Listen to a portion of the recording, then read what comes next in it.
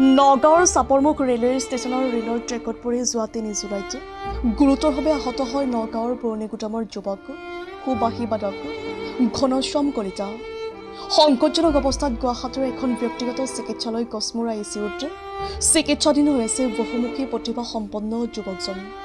পুৰণিগুদাম কলংপাৰ হালুৱা গাঁৱৰ এটি দৰিদ্ৰ পৰিয়ালৰ যুৱকজনৰ ভৰিৰ দুটা অস্ত্ৰোপচাৰৰ বাবে বুজন পৰিমাণৰ ধনৰ প্ৰয়োজন যদিও ভৰিখন হেৰুৱাই পেলোৱাৰ ভয়ৰ লগতে টকা পইচাৰ চিন্তাত এতিয়া পিতৃ মাতৃ চিন্তিত হৈ পৰিছে। সেয়েহে পুত্ৰৰ চিকিৎসাৰ বাবে ৰাইজৰ সহায় বিচাৰিছে দৰিদ্ৰ পৰিয়ালটোৱে। চিকিৎসাধীন ঘনশ্যাম কলিতা নামৰ যুৱকজনে 7099179116 নম্বৰতো গুগল পে' অথবা ফোনপে' নাইবা বেংক অৱ ইণ্ডিয়াৰ নগাঁও শাখাত থকা account number 5008182100002273 IFSC code VKID 00050008ত হতাশৰ লোকে সহায়ৰ হাত আগবঢ়াব পাৰে।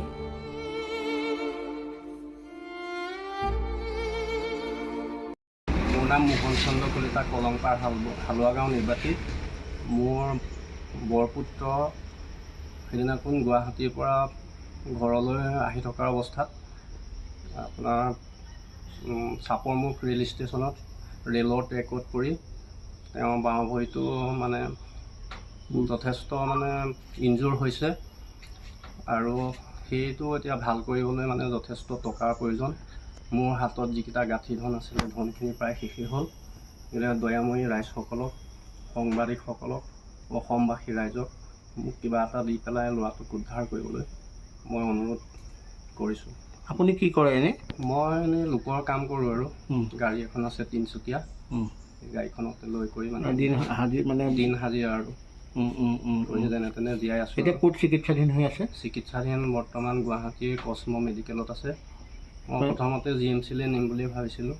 তাৰপিছতে মানে ল'ৰাৰ মানে চিৰিয়াছ অৱস্থা দেখি মানে মোৰ ভাই এটাও গৈছিলে, নিজেও সহিব নোৱাৰি সেই মেডিকেলখনতে মানে সোমোৱালোঁ আৰু। কিন্তু এতিয়া চিকিৎসা চলি আছে বৰ্তমান, বহুতো অৰ্থৰ প্ৰয়োজন হৈছে আৰু মানে কি এতিয়া ৰাইজে সহায় বিচাৰে? ৰাইজে সহায়ৰ হাত আগবঢ়ালে মই নথৈ সুখী হ'ম আৰু। নহ'লে আপুনি ৰাইজে সহায় কৰে মোক, বিপদৰ পৰা উদ্ধাৰ কৰি দিয়ে মোক।